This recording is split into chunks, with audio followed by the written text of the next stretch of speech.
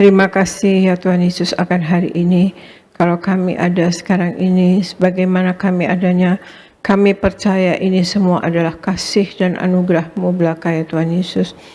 Pagi hari ini kami berkumpul bersama, kami beribadah kepada Engkau. Kami memuji dan memuliakan Engkau. Kami menyembah kepada Engkau ya Tuhan Yesus. Kami minta ya Engkau ya Allah Roh Kudus, Engkau urapi kami semua.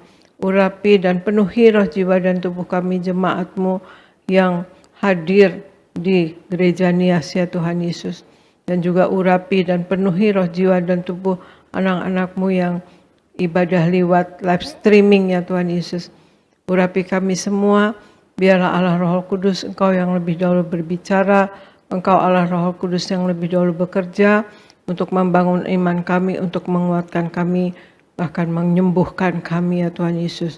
Terima kasih Bapa, terima kasih Yesus, terima kasih Roh Kudus. Dalam nama Tuhan Yesus kami berdoa dan mulai pemberitaan firman ini. Haleluya. Amin, amin. Shalom saudara sekalian, Tuhan Yesus memberkati. Pagi hari ini kita berjumpa lagi saudara sekalian. Ya, besok hari Natal. Tetapi hari ini adalah nanti malam Natal ya saudara sekalian. Yang memang kita rayakan. Ya kebetulan tanggal 24 ini hari Minggu, jadi ibadah raya, tapi juga nanti ada malam Natal, saudara sekalian, ibadah malam Natal, dan besok juga hari Natal ya saudara. Jadi Natal adalah momen yang paling ditunggu atau dinanti-nanti oleh umat Kristiani saudara. Di hari Natal tersebut, Sang Juru Selamat kita Yesus Kristus lahir ke dunia untuk menebus dosa umat manusia. Dan kita juga pasti akan berbondong-bondong untuk menghadiri serangkaian ibadah Natal yang penuh sukacita tersebut saudara sekalian. Dan jadi saya akan bahas pagi hari ini mengenai jati diri Yesus Kristus saudara sekalian. Jati diri Yesus Kristus. Karena kita ini Natal, otomatis kita akan membahas Tuhan Yesus ya saudara sekalian. Jadi saya akan tema pagi ini jati diri Yesus Kristus. Argo tolong bacakan Lukas 1 ayat 32 sampai 35 Argo. Lukas 1 ayat 32 sampai 35. Ia akan menjadi besar dan akan disebut Anak Allah yang Maha Tinggi, dan Tuhan Allah akan mengaruniakan kepadanya tahta Daud bapa leluhurnya. Dan ia akan menjadi raja atas kaum keturunan Yakub sampai selama-lamanya, dan kerajaannya tidak akan berkesudahan. Kata Maria kepada malaikat itu, "Bagaimana hal itu mungkin terjadi karena aku belum bersuami?" Jawab malaikat itu kepadanya, "Roh Kudus akan turun atasmu, dan kuasa Allah yang Maha Tinggi akan menaungi engkau. Sebab itu, anak yang akan kau lahirkan itu akan disebut kudus, Anak Allah." Demikian firman Tuhan. Ya. Kita lihat di Lukas 1:32 sampai 35 dikatakan, ia akan menjadi besar dan akan disebut Anak Allah yang Maha Tinggi. Dan Tuhan Allah akan mengaruniakan kepadanya tahta Daud bapa leluhurnya. Ia akan menjadi raja atas kaum keturunan Yakub sampai selama-lamanya, dan kerajaannya tidak akan berkesudahan. Kata Maria kepada malaikat, "Bagaimana hal itu mungkin terjadi karena aku belum bersuami?" Jawab malaikat itu kepadanya, "Roh Kudus akan turun atasmu, dan kuasa Allah yang Maha Tinggi akan menaungi engkau. Sebab itu anak yang kau lahirkan itu akan disebut kudus, Anak Allah," saudara sekalian. Jadi kalau kita lihat di Lukas 1 ayat 32 dikatakan, ia akan menjadi besar dan akan disebut Anak Allah yang Maha Tinggi. Jadi jati Yesus Kristus yang nomor satu itu adalah Yesus adalah Anak Allah yang Maha Tinggi, saudara. Ia akan menjadi besar dan disebut Anak Allah yang Maha Tinggi. Dan Tuhan Allah akan mengaruniakan kepadanya tahta Daud bapa leluhurnya. Yesus memulai pelayanannya dengan sangat luar biasa. Di masa kecilnya, Alkitab berkata semakin bertumbuhlah Yesus dan dipenuhi dengan hikmat yang luar biasa. Maka kita melihat di masa remaja sampai Yesus disalibkan, ya saudara sekalian, Yesus melakukan banyak mujizat-mujizat yang luar biasa. Dan tidak ada seorang pun yang dapat melakukan seperti Yesus, saudara sekalian. Jadi Yesus adalah disebut anak Allah yang maha tinggi, saudara sekalian. Tidak ada seorang pun yang dapat melakukan mujizat-mujizat yang luar biasa yang dilakukan oleh seperti Yesus, saudara sekalian. Tidak ada, saudara sekalian. Jadi Yesus adalah anak yang maha tinggi, anak Allah yang maha tinggi, saudara sekalian. Kemudian Argo bacakan Lukas 1 ayat 33, Argo. Lukas 1 ayat 33. Dan ia akan menjadi raja atas kaum keturunan Yakub sampai selama-lamanya, dan kerajaannya tidak akan berkesudahan. Demikian firman Tuhan. Ya, Lukas 1 ayat 33 katakan, ia akan menjadi raja atas kaum keturunan Yakub sampai selama-lamanya, dan kerajaannya tidak akan berkesudahan. Ia akan menjadi raja. Argo bacakan kembali juga Mazmur 145 ayat 1, Argo. Mazmur 145 ayat 1. Puji-pujian dari Daud.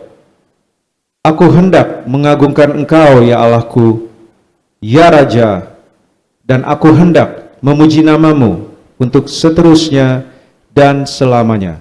Demikian firman Tuhan. Ya, Mazmur 145 ayat 1 dikatakan, aku hendak mengagungkan Engkau, ya Allahku, ya Raja, dan aku hendak memuji namamu untuk seterusnya dan selamanya. Ya, di Lukas 1 ayat 33 dikatakan, dan ia akan menjadi raja atas kaum keturunan Yakub sampai selama-lamanya, dan kerajaannya tidak akan berkesudahan. Jadi jati Yesus Kristus yang kedua adalah Yesus adalah raja yang kekal. Raja yang kekal, ya saudara sekalian. Saat bertemu Maria, malaikat Gabriel juga katakan bahwa Yesus adalah raja yang kekal. Raja yang dimaksud oleh malaikat Gabriel adalah raja dalam artian rohani, bukan politis, ya saudara sekalian. Malaikat Gabriel juga mengatakan bahwa Yesus adalah Mesias yang dijanjikan Tuhan.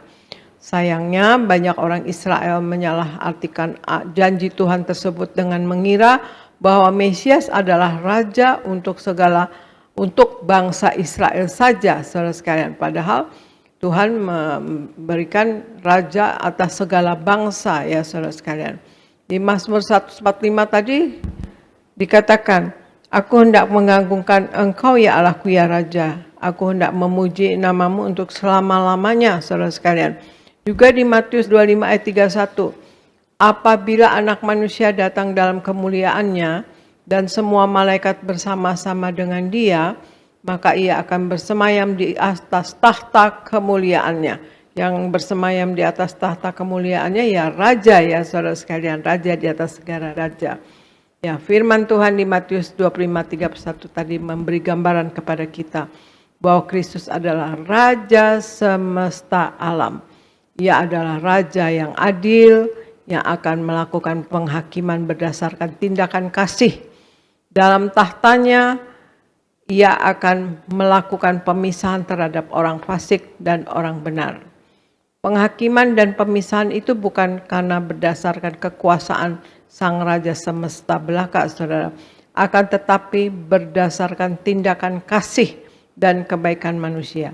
Tindakan kasih itu dilakukan orang-orang yang menjadi milik Kristus, saudara sekalian. Jadi kalau kita akan dihakimi dengan tindakan kasih, saudara sekalian. Jadi jati diri Tuhan Yesus yang kedua, yaitu Yesus adalah Raja yang kekal, saudara sekalian. Ya. Kemudian Argo bacakan Lukas 1 ayat 35, kemudian Matius 5 ayat 8. Argo. Lukas 1 ayat 35. Jawab malaikat itu kepadanya, Roh Kudus akan turun atasmu, dan kuasa Allah yang maha tinggi akan menaungi engkau.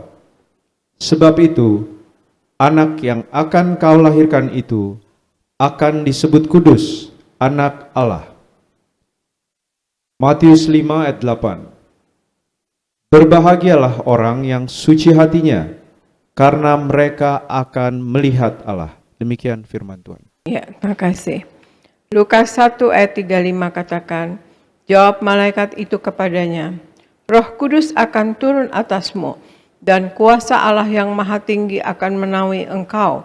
Sebab itu anak yang kau akan lahirkan itu akan disebut kudus, anak Allah.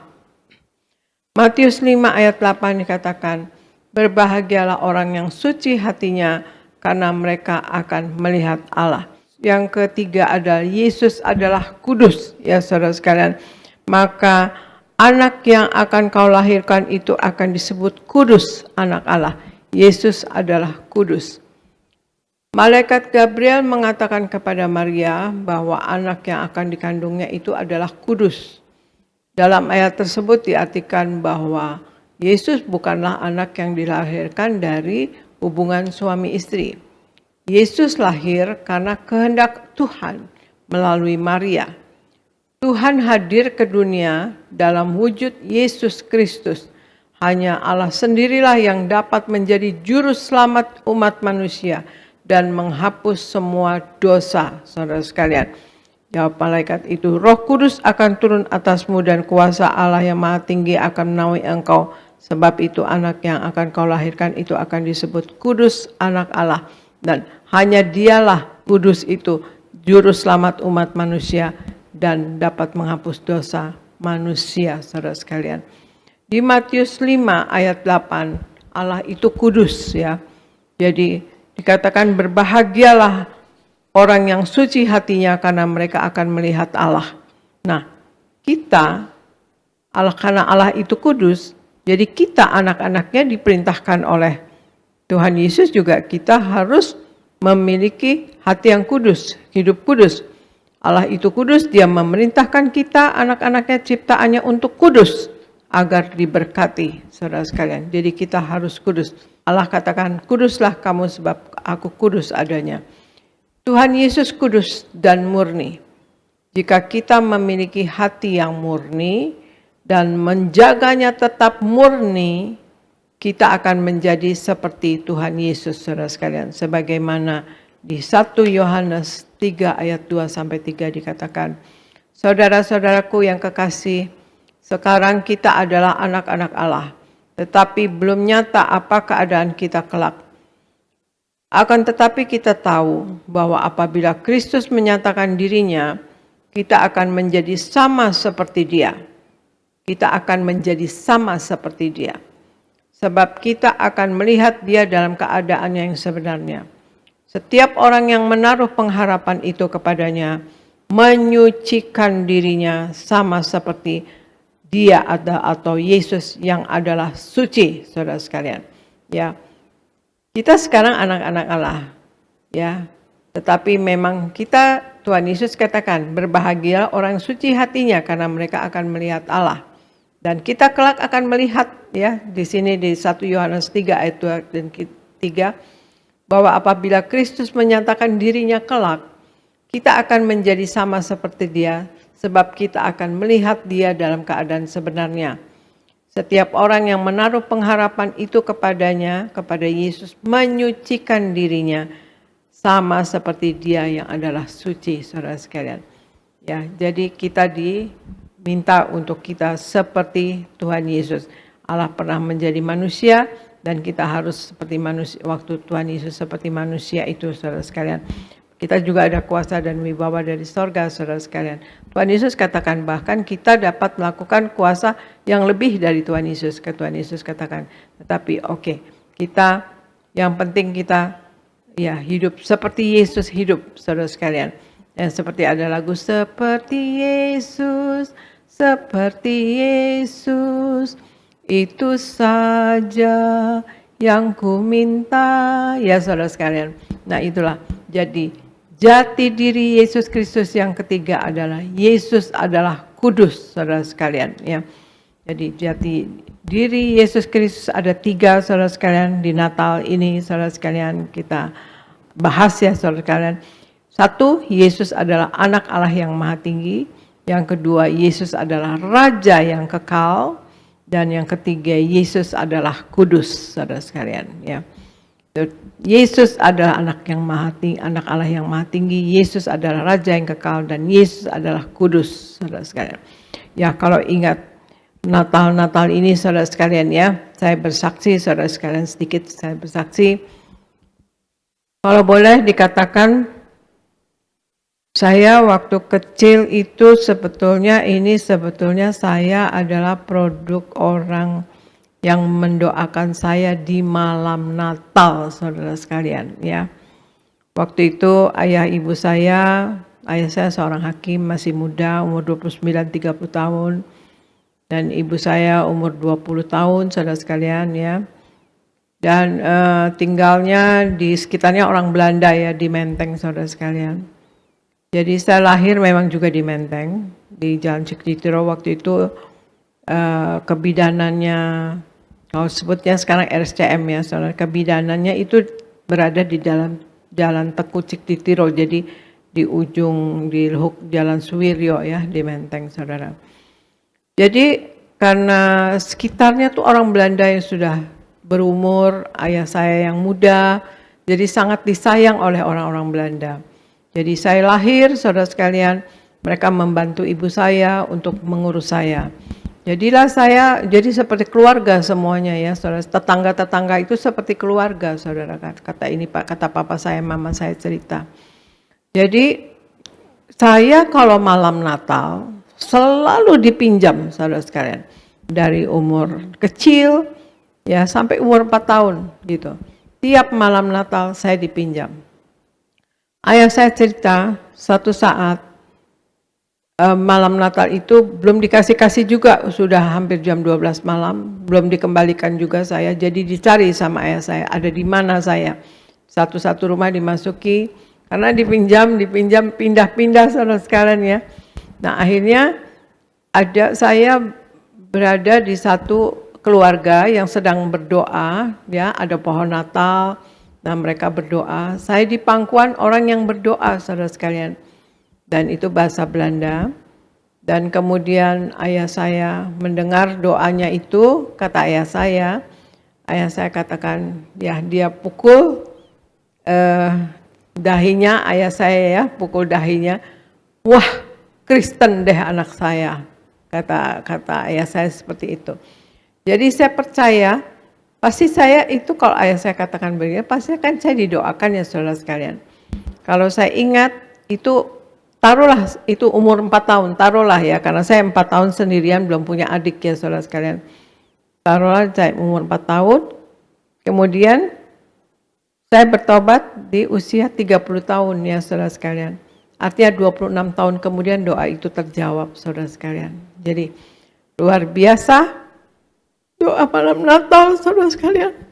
Doa setiap Natal, karena kita memperingati kelahiran Allah, kedatangan Allah ke dunia menjadi manusia. Ya, Anda kalau ada minta jiwa, minta selamatkan jiwa, atau doa saja, saudara sekalian. Waktu yang dijawab adalah waktunya Tuhan. Itu 26 tahun bukan waktu yang sebentar, tetapi tidak ada yang terlambat, saudara sekalian. Nah, inilah produk saya produk orang yang mendoakan saya di Natal. Ya, kalau beliau mungkin yang mendoakan saya dulu semua itu lihat, mungkin gembira sekali, ya, akhirnya terjawab, saya menjadi anak Tuhan Yesus. Tetapi saudara sekalian, itulah kuasa doa di dalam nama Yesus, ya, di dalam nama Yesus. Waktu-waktunya Tuhan, doa saja, doa saja, minta apa saja, minta sama Tuhan, asal yang tidak juga jawaban dari Tuhan, ya, tidak dijawab doanya itu. Tetapi karena Tuhan yang lebih tahu yang baik untuk kita yang mana, saudara sekalian, ya, yang berkenan bagi Allah untuk kita. Tetapi kalau kita minta jiwa diselamatkan, kita minta jiwa, ya, saudara sekalian, untuk dimenangkan untuk kerajaan sorga, pasti akan dijawab Tuhan Yesus. Tapi waktunya Tuhan Yesus, saudara sekalian. Ya, puji Tuhan, saya bersyukur papa mama saya menerima Tuhan Yesus secara pribadi. Ya, luar biasa, keluarga saya, ya, menerima, ya, belum semua, tetapi saya percaya kata-kata Tuhan Yesus, satu selamat seisi rumah selamat, saudara sekalian. Minimal percaya kepada Yesus akan selamat, saudara sekalian. Nah, itulah saudara sekalian, marilah kita di hari Natal ini kita banyak berdoa, nanti malam Natal atau hari Natal juga, atau sekarang juga, atau kapan saja saudara sekalian. Banyak berdoa, banyak berkomunikasi dengan Tuhan, bergaul intim dengan Tuhan, ya. Selalu menyatu dengan Tuhan Yesus, maka kita akan selalu berada di dalam hadirat Tuhan, berada di dalam rohnya Tuhan, ya saudara sekalian. Roh Kudus akan mengurapi kita dan memenuhi roh jiwa di tubuh kita, saudara sekalian. Terlebih kita selalu menyatu dengan tubuh darah Yesus, saudara sekalian. Tuhan Yesus ada di dalam kita dan kita pun di dalam Tuhan Yesus, janji Tuhan Yesus. Dan Tuhan Yesus katakan, lakukanlah ini sebagai peringatan akan daku. Itu perintah, saudara sekalian, ya. Lakukanlah ini sebagai peringatan akan daku. Jadi kita selalu menyatu dengan tubuh darah Yesus dan selalu memakai minyak urapan. Dan kemudian juga untuk proteksi diri kita, ya, dan minta diurapi Roh Kudus, ditutup bungkus darah Yesus, dan kemudian minta pasukan malaikat menjagai kita dan memerangi roh-roh jahat yang mengganggu kita, saudara sekalian. Dan itulah saudara sekalian, marilah kita berjuang, nama kita tercatat dalam buku kitab Tuhan di surga, saudara sekalian. Karena di Wahyu 20 ayat 14-15 dikatakan bahwa kalau nama kita tidak tercatat dalam buku kitab kehidupan di surga, maka kita akan mengalami kematian yang kedua atau lautan api, ya, miliaran tahun, saudara sekalian, ya. Jadi Tuhan Yesus katakan juga berjuanglah untuk masuk pintu yang sempit itu, karena lebarlah pintu menuju kebinasaan. Pintu yang sempit itu artinya sorga, saudara sekalian. Tuhan Yesus sudah sedang menyediakan rumah bagi kita di sorga, saudara sekalian, ya. Jadi Tuhan Yesus minta kita berjuang untuk kita masuk surga. Marilah kita dalam hidup setiap hari selalu bertobat dan bertobat, saudara sekalian, ya. Tobat, saudara sekalian. Dan kemudian juga belajar firman Tuhan, belajar selalu menyimpan firman Tuhan dalam hati, dan jadilah pelaku daripada firman. Dan kemudian hidup sepenuh-penuhnya di dalam firman Tuhan dan di dalam Tuhan Yesus Kristus. Jangan mendukakan hati Allah, jangan mendukakan hati sesama. Dan saudara sekalian juga kita ya, kalau kita tidak mendukakan hati Tuhan, maka kita akan menyenangkan hati Tuhan, ya, artinya saudara sekalian. Nah, jadi kita dalam hidup juga berjaga-jaga dan waspada untuk kita tidak jatuh dalam dosa dan kesalahan, saudara sekalian, ya. Kita harus menang atas dosa, kita harus menang atas sakit penyakit, kita harus menang atas masalah, kita harus menang atas kuasa gelap, saudara sekalian.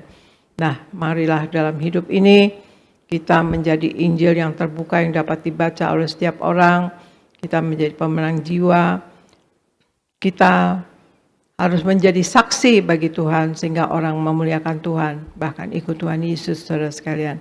Kita mempunyai Allah yang hidup, ya, Allah yang nyata, Allah yang hidup, Allah yang merasakan apa yang kita rasakan, dan Allah yang menjawab apa yang kita butuhkan. Jati diri Yesus Kristus adalah satu, Yesus adalah anak Allah yang maha tinggi, ya. Kedua, Yesus adalah Raja yang kekal. Ketiga, Yesus adalah kudus, saudara sekalian. Jadi kita juga harus kudus, ya. Marilah kita hidup di dalam kekudusan Allah. Kita jangan hidup dalam kejahatan, jangan ada hati yang jahat, jangan ada hati yang munafik, ya saudara sekalian. Tetapi kita harus tahu bahwa Yesus adalah Allah sendiri yang turun ke dunia menjadi manusia. Yesus adalah Allah yang maha tinggi, anak Allah yang maha tinggi. Yesus adalah Raja kekal dan Yesus adalah kudus. Maka marilah kita hidup sepenuh-penuhnya di dalam Tuhan Yesus. Selamat Natal, saudara sekalian. Nanti malam Natal, ya, kita semua bergembira, saudara sekalian. Kita menjadi anak Tuhan Yesus adalah anugerah yang terbesar untuk kita. Sekian firman dari saya, saudara sekalian. Tuhan Yesus memberkati.